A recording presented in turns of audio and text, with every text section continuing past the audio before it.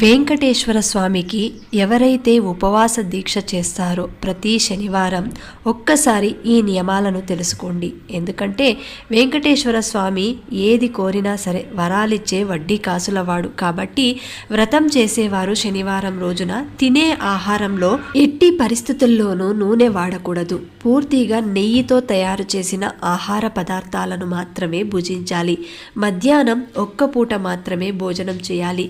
రాత్రి ఫలహారం తీసుకోవచ్చు. మద్యం, మాంసం లాంటివి తీసుకోకూడదు. బ్రహ్మచార్యం పాటించాలి.